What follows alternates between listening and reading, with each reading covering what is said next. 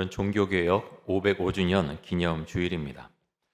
종교개혁자들은 처음부터 어떤 거대한 종교개혁을 일으키겠다 그 생각을 갖고 종교개혁을 일으킨 것은 아닙니다. 처음에 마음속에 이런 질문들을 했지요. 구원이 무엇인가? 믿음이 무엇인가? 교회는 무엇인가? 그런 질문을 하면서 여기에 맞춰서 말씀에 맞춰서 고쳐 나가야 되겠다라고 시작한 것이 종교개혁입니다. 수도사이자 비텐베르크 대학의 신학 교수였던 마르틴 루터는 교황 레오 10세가 그리고 교황청이 면죄부를 팔면서 그 면죄부를 사면 구원받을 수 있다고 가르치는 그 내용을 도저히 받아들일 수가 없었습니다. 그래서 1517년 10월 31일에 95개의 조항으로 된 반박문을 비텐베르크 교회 벽에 붙이게 되죠. 그것을 시발점으로 해서 종교개혁이 시작이 됩니다. 여러분, 개혁이 무엇인가요? 개혁이라고 하는 이 단어의 뜻은 새롭게 뜯어서 고친다, 새롭게 뜯어서 고친다라는 뜻을 갖고 있습니다. 루터는 그리고 많은 종교개혁자들은 무엇을 이렇게 뜯어 고치고 싶었던 것일까요? 가장 먼저 루터는 교회를 고치고 싶어 했습니다. 면죄부 또는 면벌부라고도 하는데요. 이 면죄부, 면벌부를 팔아서 화려한 베드로 성당을 짓는 것, 그것이 하나님의 뜻이 아닌 것을 루터는 분명히 알고 있었지요. 성경을 읽으면 읽을수록 그것이 하나님의 뜻이 아니라는 것을 분명히 알았기 때문에 교황의 주장을 받아들일 수가 없었습니다. 그런데 여러분, 마르틴 루터가 종교개혁을 감행한 보다 근원적인 이유는 사실 면죄부가 아니라 구원의 문제였습니다. 마르틴 루터는 원래 수도사였는데요. 그는 많은 수행을 했지요. 많이 기도했습니다. 하루에 많은 시간을 들여서 기도하고 또 말씀을 받습니다. 그런데 그런 가운데서도 여전히 불안하고 두려움으로 가득 차 있는 자신의 마음을 보곤 했지요. 그는 괴로웠습니다. 힘들었습니다. 내가 수도사인데 이렇게 많은 시간을 기도하는데 내 마음은 왜 이렇게 불안하고 두려움으로 가득 차 있는가? 그 생각을 하다가 마르틴 루터는 로마서에서 자유함을 발견하게 됩니다. 자, 루터를 자유케 해주었던 유명한 말씀 로마서 1장 16절과 17절인데요. 이 말씀 보겠습니다. 내가 복음을 부끄러워하지 아니하노니 이 복음은 모든 믿는 자에게 구원을 주시는 하나님의 능력이 됨이라. 먼저는 유대인에게요 그리고 헬라인에게로다. 복음에는 하나님의 의가 나타나서 믿음으로 믿음에 이르게 하나니 기록된 바 오직 의인은 믿음으로 말미암아 살리람과 같으니라. 여러분, 복음이 무엇입니까? 복음은 기쁜 소식이죠. 내가 예수님을 믿으면 구원을 받는다는 기쁜 소식, 그것이 바로 복음입니다. 루터는 수도사였지만 그렇게 많은 신학 공부를 했지만 그는 그전에는 알지 못했지요. 하지만 이 말씀을 통해서 그는 발견하게 됩니다. 이것이 복음이구나, 기쁜 소식이구나. 이 복음이 나에게 영적인 자유함과 그리고 은혜와 기쁨을 주는구나 하는 것을 이 말씀을 통해서 그는 깨닫게 됩니다. 로마서를 쓴 사도 바울은 그렇게 고백하고 있습니다. 내가 복음을 부끄러워하지 않습니다라고 고백을 하죠. 왜냐하면 자신이 예수를 믿고 나서 구원을 받았을 때 그 진리의 말씀이 자신을 새로운 사람으로 만드는 그 경험을 바울이 했기 때문에 그는 이렇게 고백할 수 있었던 것입니다. 여러분, 바울은 예수를 만나기 전에도 구약 성경에 대해서 아주 정통한 율법 학자였습니다. 그런데요, 그의 마음에는 기쁨이 없었지요. 예수를 메시아라고 주장하는 그 사람들을 잡으려고 온갖 사방으로 다 돌아다녔습니다. 그것이 하나님의 마음을 기쁘게 해드린 일이라고 그는 믿고 있었죠. 하지만 여러분, 그런 가운데서도 바울의 마음속에는 여전히 기쁨이 없었다고 하는 것입니다. 바울은 다메섹으로 가는 길에서 예수를 만났고 다메섹에서 3일 동안 금식하게 됩니다. 그리고 예수의 제자 아나니아를 통해서 다시 눈에 안수를 받고서 앞을 보게 되죠. 그리고 세례를 받게 되었을 때 그때부터 바울은 새로운 삶을 살아가게 됩니다. 여러분, 종교개혁주의를 맞이해서 우리가 가장 먼저 생각하고 고백해야 될 것은 내가 구원을 받았는가, 또 내가 구원을 받음으로 나의 마음에 기쁨이 찾아왔는가, 또 그래서 내가 구원받음으로 내 마음에 기쁨이 찾아옴으로 나의 삶이 바뀌었는가 하는 것입니다. 여러분, 이 질문을 계속해서 드리는데요, 다시 한번 말씀드립니다. 종교개혁 주의를 맞이한 우리가 가장 먼저 생각해야 될 것은 내가 구원을 받았는가? 구원을 받았다면 그 구원으로 인해서 내 마음이 기쁘고 내가 기쁨 가운데 살아가는가? 그리고 그 구원의 역사가 나의 삶을 바뀌게 했는가? 우리는 그 질문을 해야 됩니다. 사랑하는 성도 여러분, 여러분의 마음에는 예수님으로 인한 기쁨이 있습니까? 예수님을 만나고 예수님을 믿음으로 내가 구원받은 것에 대한, 내가 예수님과 함께 살아가는 것에 대한 기쁨이 여러분의 마음 가운데 있습니까? 여러분, 이 질문은 굉장히 중요합니다.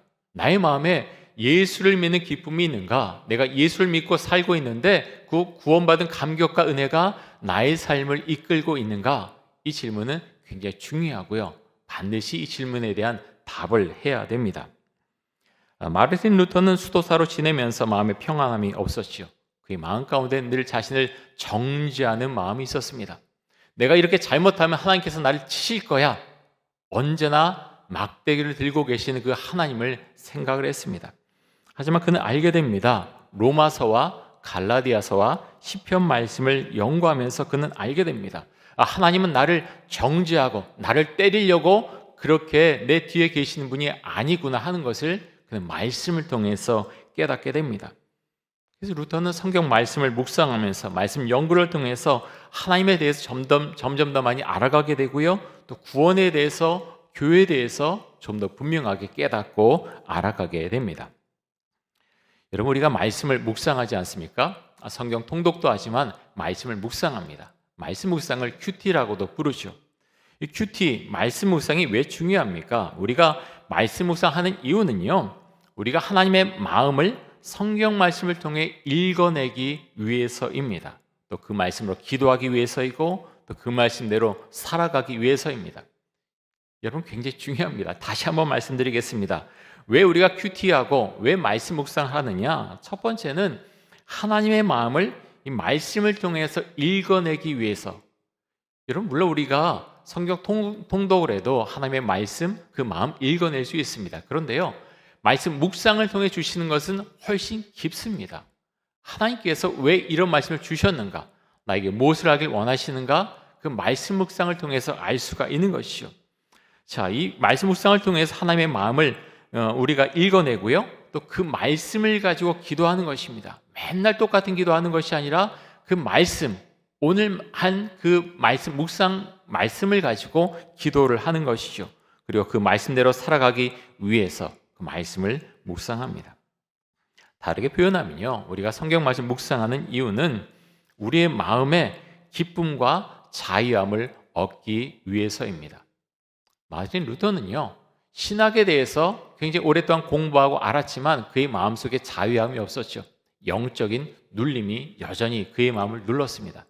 하지만 말씀을 통해서 그는 깨닫게 되죠. 자신의 안에 주시는 기쁨과 자유함을 그는 깨닫고 경험하고 알게 됩니다. 우리 안에 주신 기쁨과 자유함은 나의 말과 태도를 통해서 밖으로 드러나게 됩니다. 여러분, 완벽하진 않죠. 말씀 묵상하고 또 우리가 많은 기도를 하고 예배드리고 그 가운데서 왜 나의 말이 바뀌지 않는 것일까? 왜 나의 태도가 잘 바뀌지 않는 것일까? 우리는 고민할 수 있습니다. 그런데 우리는 끊임없이 계속 질문하고 또 말씀에 우리의 모습을 맞춰가는 것입니다. 그것이 신앙인의 삶의 태도가 되겠죠. 자, 에베소서 4장 29절에서 32절까지 한번 보겠습니다.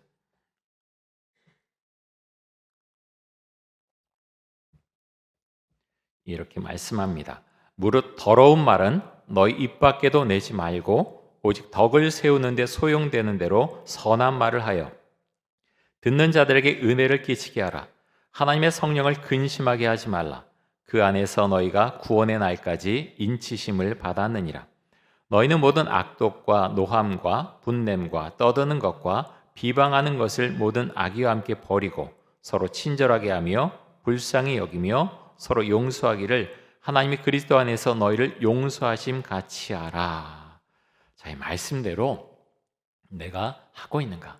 우리는 말씀에 우리의 모습을 비춰봐야 되겠습니다. 자, 더러운 말을 너 입 밖에 내지 말라라고 했고요. 또 우리가 선한 선한 말을 하는데 그것은 덕을 세우는데 소용되는 말을 할 때 우리가 선한 말을 한다라고 말할 수가 있겠죠. 서로 친절하게 대하고 서로 불쌍히 여기며 서로 용서하라라고 말씀합니다. 여러분, 우리가 예배를 드리는 목적 중에 하나가 이거죠. 우리가 성경 말씀 읽고 그리고 말씀 묵상하는 중요한 목적 중에 하나가 바로 이것입니다. 나의 삶이 여기까지 내가 변화되었는가? 언제나 삶까지 나가야 되는 것이죠. 내가 주의 말씀을 읽음으로, 묵상함으로, 예배를 이렇게 많이 드림으로, 기도에 참여함으로 내가 더러운 말 하지 않고 오직 덕을 세우는 데 필요한 말을 하고 있는가? 서로 친절하게 말하고 대하고 있는가? 서로 불쌍히 여기는가? 서로 용서하고 있는가? 말씀에 우리는 우리 자신을 계속해서 비춰보고 점검해야 됩니다. 우리의 내면에 주님께 주시는 기쁨과 자유함이 있습니다. 그것은요, 말로 어떻게 설명할 수 없는 것이죠. 그 자유함과 기쁨이 오면 나도 모르게 마음속에 좀 여유가 생기게 되죠. 그래서 다른 사람의 말과 태도에 대해서 너무 예민하게 반응하지 않고 좀 더 친절하게 대할 수 있게 됩니다. 그래서 여러분, 구원의 확신이 있는 우리가 주님께, 하나님께 구해야 될 것은 주님, 제 마음에 기쁨을 주옵소서, 제 마음에 자유함을 주옵소서. 우리는 그것을 놓고서 주 앞에 간절히 기도해야 됩니다. 여러분의 마음 가운데 기쁨과 자유함이 있습니까? 오늘 설교 들으면서 계속 그 질문을 하나님 앞에 드리실 수 있기를 바랍니다. 자, 로마서 1장 17절 다시 한번 이 말씀 보겠습니다. 이 말씀 같이 한번 읽습니다. 복음에는 하나님의 의가 나타나서 믿음으로 믿음에 이르게 하나니 기록된 바 오직 의인은 믿음으로 말미암아 살리라 함과 같으니라. 아멘. 자, 복음은 기쁜 소식이죠. 근데 기쁜 소식, 예수를 믿으면 구원받는다는 이 기쁜 소식, 이 복음에는 뭐가 나타난다고요? 하나님의 의가 나타나서, 하나님의 의가 바로 구원을 말하고 있죠. 구원의 역사가 일어난다라고 말씀합니다. 그래서 믿음으로 믿음에 이르게 하나니 기록된 바 오직 의인은 믿음으로 말미암아 살리라 함과 같으니라라고 말씀합니다. 그래서 내가 복음을 받아들인다고 하는 것은요, 내 안에 믿음이 생겼다는 것을 말합니다. 방금 여기서 이제 인용한 말씀이 하박국서 2장 4절 말씀인데요. 오직 의인은 믿음으로 말미암아 살리라. 오직 의인은, 구원받은 사람은 무엇으로 산다고요? 믿음으로 말미암아 산다라고 말씀합니다. 그래서 여러분, 우리에게는 믿음이 필요합니다. 어떻게 세상 사람들은 이해하지 못할, 알지 못한 그 믿음의 세계가 우리에게 너무나도 절실하게 필요합니다. 그래서 믿음이 있을 때 우리는 흔들리지 않게 되죠. 요즘 여러분의 마음 가운데는 염려와 불안과 두려움이 더 많습니까? 아니면 평안과 감사와 기쁨이 마음속에 더 많습니까? 여러분, 우리의 마음은요, 사실 슬픈 일을 당하면 불안하고 두려운 마음이 찾아오죠. 누구나 그렇습니다. 근데 제가 묻는 것은, 내가 예수를 믿음으로, 정말 주 앞에 기도함으로, 말씀을 묵상하고 주 앞에 나아감으로 주께 주신 평안함과 은혜와 자유함이 내 안에 있는가? 그것이 나의 생각과 나의 삶을 지배하고 이끌고 있는가? 그것을 묻고 있는 것입니다. 그것이 우리에게는 너무나 중요합니다. 사랑하는 성도 여러분, 기쁨과 자유함과 은혜는 우리가 놓쳐서는 안 되는 것이죠. 이번 주일 이제 화요일부터 다니엘 기도회가 시작이 됩니다. 다니엘 기도회를 통해서 우리가 무엇을 얻어야 되겠습니까? 첫째는 믿음입니다. 성령의 은혜죠. 우리 안에 성령을 주옵소서, 은혜를 주옵소서, 믿음으로 살아가게 하여 주옵소서. 우리가 주 앞에 구해야 되겠죠. 또 우리 교회를 위해서, 또 한국교회, 대한민국을 위해서도 우리가 기도해야 될 것입니다. 그런데요, 여러분, 우리가 이번 기도를 통해서 오늘 제가 드린 말씀, 이것을 위해서도 반드시 한번 기도를 하실 수 있기를 바랍니다. 혹시라도 마음속에 주께 주시는 기쁨과 자유함이 없다면, 주님, 제게 왜 이 마음이 없습니까? 라고 물으시고요, 주님, 저에게 하나님, 이 기도를 통해서 제 마음속에 기쁨과 자유함을 주옵소서. 주 앞에 기도할 수 있기 원합니다.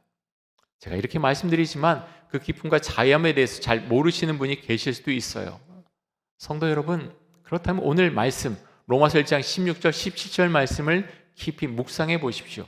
하나님께서 나에게 무엇을 원하시고, 무엇을 말씀하시고, 어떤 삶을 살길 원하시는가 우리가 깨닫고 알아갈 수 있기를 원합니다. 자, 하나님은 우리에게 은혜와 사랑을 베푸시는 분이기도 하지만 또 경외 받으실 분이시죠. 사랑하는 성도 여러분, 우리는 정말 하나님을 경외하고 하나님을 찬양하는 삶을 살아가고 있습니까?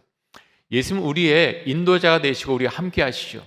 근데 그런데요, 정말 우리의 모습 가운데, 한국교회 모습 가운데, 전 세계 모습 가운데 정말 부족한 모습이 무엇인가 하면 하나님을 경외하는 그 마음, 하나님을 두려워하는 마음, 그것이 너무나 부족하다는 것을 많이 보게 됩니다. 자, 말라기서 말씀 한번 보겠는데요. 말라기 1장 6절에서 10절까지 말씀 보겠습니다.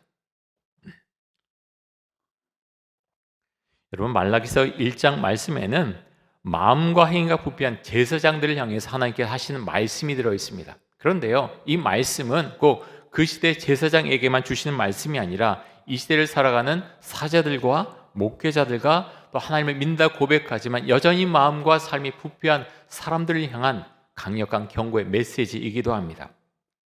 자, 이렇게 말씀합니다. 내 이름을 멸시하는 제사장들아, 나 만군의 여호와가 너에게 이르기를 아들은 그 아버지를 종은 그 주인을 공경하나니 내가 아버지일진데 나를 공경함이 어디 있느냐? 내가 주인일진데 나를 두려움이 어디 있느냐 하나 너희는 이르기를 우리가 어떻게 주의 이름을 멸시하였나이까 하는도다. 너희가 더러운 떡을 나의 제단에 드리고도 말하기를 우리가 어떻게 주를 더럽게 하였나이까 하는도다. 이는 너희가 여호와의 식탁은 경멸히 여길 것이라 말하기 때문이라. 만군의 여호와가 이르노라. 너희가 눈먼 희생 제물을 바치는 것이 어찌 악하지 아니하며 저는 것 병든 것을 드리는 것이 어찌 악하지 아니하냐. 이제 그것을 너희 총독에게 드려보라. 그가 너를 기뻐하겠으며 너를 받아주겠느냐. 만군의 여호와가 이르노라. 너희는 나 하나님께 은혜를 구하면서 우리를 불쌍히 여기소서 하여 보라. 너희가 이같이 행하였으니 내가 너희 중 하나인들 받겠느냐. 만군의 여호와가 이르노라. 너희가 내 제단 위에 헛되이 불사르지 못하게 하기 위하여 너희 중에 성전 문을 닫을 자가 있었으면 좋겠도다. 내가 너희를 기뻐하지 아니하며 너희가 손으로 드리는 것을 받지도 아니하리라. 여러분, 이 시대는 아마도 페르시아의 지배를 받던 그 시대가 아닌가 생각이 되는데요. 제사장들이 여전히 하나님께 제물은 드릴 수 있었습니다. 그런데요, 하나님께서 말씀하십니다. 너희가 드린 제물, 제사 내가 받지 않겠다라고 말씀합니다. 어느 정도까지 말씀하시냐? 내 제단이 헛되이 제물을 드리지 못하도록 너희 중에 누가 성전문을 닫는 자가 있으면 좋겠다라고 말씀합니다. 여러분, 똑같죠? 우리 하나님의 예배를, 특별히 주일 예배, 그 주일 예배를 소홀히 여기고 마음대로 왔다 놨다. 그리고 시간도 그렇고요. 우리가 드린 예물도 그렇고 준비되지 못한 모습으로 예배드리는 것 하나님은 받지 않으시겠다 말씀합니다. 사랑하는 성도 여러분, 엄중한 경고의 말씀입니다. 우리 하나님을 가까이 하고 예수님을 가까이 하다 보니까 너무나 하나님을 경외하는 마음이 우리 마음 가운데 많이 사라진 것을 볼 수가 있습니다. 하나님께서는 눈먼 희생제물, 더러운 떡을 제단에 드린 사람들을 보면서 너희가 내 제단이 헛되이 불사른다라고 말씀하고 있습니다. 왜 그렇습니까? 예물에는요, 그 사람의 마음, 신앙이 그대로 담겨져 있기 때문에 그렇습니다. 그래서 하나님께서는 누가 성전문을 닫아주었으면 좋겠다 이렇게까지 말씀을 하십니다. 사랑하는 성도 여러분, 우리의 예배와 또 삶의 모습이 온전하지 못하다면 하나님께서 우리에게 동일하게 말씀하실 것입니다. 누가 교회 문을 닫아서 예배를 드리지 못하게 해주면 좋겠다라고 말씀하시겠죠. 우리가 이렇게 되어서는 안 될 것입니다. 하나님을 믿는 우리에게는 두 가지 마음이 필요합니다. 첫 번째는 하나님을 사랑하고 하나님을 가까이 하는 마음이 필요하고, 두 번째는 하나님을 공경하고 경외하는 마음이 필요합니다. 두 가지 마음이 같이 있어야 되죠. 하나님을 사랑하고 또 가까이 하는 마음, 또 두 번째 하나님을 공경하고 경외하는 마음. 이 두 가지가 함께 있을 때 우리는 균형 있는 믿음을 지켜나갈 수가 있을 것입니다. 말씀을 정리하겠습니다. 여러분, 오늘은 종교개혁 주일입니다. 개혁이라고 하는 것은 새롭게 뜯어 고친다라는 뜻을 갖고 있습니다. 여러분, 우리가 새롭게 해야 될 것이 무엇이 있습니까? 여러분, 개인에게 또 교회에 있어서 고쳐야 될 것이 무엇이 있습니까? 여러분의 삶 가운데 고쳐야 될 것이 있다면 고쳐 나갈 수 있어야 되겠습니다. 예배를 대하는 나의 마음과 태도는 괜찮은지, 또 하나님께 드린 예물을 정성스럽게 준비하고 있는지, 또 하나님께서 하나님을 사랑하고 이웃을 사랑하라고 말씀하셨는데 그 말씀대로 내가 살고 있는지 점검해 봐야 되겠습니다. 또 복음을 마음에 받아들이고 하나님께 주시는 기쁨과 자유함을 마음속에 내가 간직하고 살고 있는지, 그것을 위해서 주 앞에 기도하면서 주님, 기쁨과 자유함을 나에게 주옵소서 우리가 기도할 수 있기 원합니다. 사랑하는 성도 여러분, 우리에게는 믿음이 필요합니다. 믿음을 달라고 기도하십시오. 세상이 감당하지 못할, 세상이 주는 염려와 그 두려움이 감당하지 못할 믿음을 달라고 하나님께 간절히 기도하실 수 있기 바랍니다. 우리 이 시간 함께 기도하겠습니다. 이 시간 기도할 때 믿음을 주옵소서, 하나님을 공경하고 두려워하는 마음을 주옵소서, 예배를 소홀히 하지 않게 해주시고 정성을 다해 예배드리게 하여 주옵소서, 하나님께 드릴 예물을 정성으로 준비하고 드릴 수 있도록 하여 주옵소서, 또 우리의 심령 가운데 기쁨과 자유함을 주옵소서. 우리 함께 기도하겠습니다. 하나님 아버지, 감사합니다. 종교개혁 주일을 맞이해서 우리가 오늘 로마서 1장 16절과 17절의 말씀을 보았고, 마틴 루터의 마음, 왜 그들이 종교개혁자들이 종교개혁을 일으켰는가, 하나님 그 말씀을 오늘 살펴보았습니다. 하나님, 우리 심령 가운데는 주께 주시는 기쁨과 자유함이 있습니까? 마틴 루터는 너무나 삶이 힘들어서 두려워서 그래서 하나님 앞에 엎드려 기도했습니다. 그는 자유함과 기쁨을 구했고 그 가운데 살아갔습니다. 우리도 그런 믿음을 갖고 살아갈 수 있기를 간절히 원합니다. 구원을 받았는가? 그 신앙을 분명히 할 수 있도록 해주시고, 하나님, 그래서 주께 주시는 그 기쁨과 자유함 가운데서 우리가 살아갈 수 있기를 간절히 원합니다. 우리가 주를 믿었으면 우리의 삶이 변화되는 것, 하나님, 우리가 그것을 위해서 기도하며 우리의 삶을 고쳐나갈 수 있기를 간절히 원합니다. 친절한 말을 하며 서로를 불쌍히 여기며 서로 용서하며 살아가게 하여 주옵소서. 그것이 우리의 구호가 아니고 하나님, 우리의 신앙의 고백이 될 수 있기를 간절히 원합니다. 우리의 마음으로는, 우리 지식으로는, 상식으로는 그렇게 할 수 없사오니 우리에게 믿음을 주시고 주께서 하라고 말씀하셨사오니 성령의 크신 은총으로 우리가 그 모든 것들을 이루어 나갈 수 있도록 하여 주옵소서.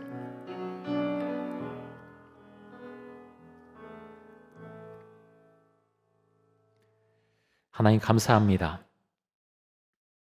주님이 누구신지 우리가 분명히 알 수 있도록 해주시고, 하나님의 경외받아 마땅한 분이심을 우리가 기억하고 주를 경외하는 믿음을 갖고 살 수 있기를 간절히 원합니다. 정말 마음을 다해서 정성을 다해서 예배를 준비하며 또 예배드릴 수 있도록 해주시고, 주 앞에서 나의 삶의 모습이 어떠한지 모습을 살펴볼 수 있기를 간절히 원합니다.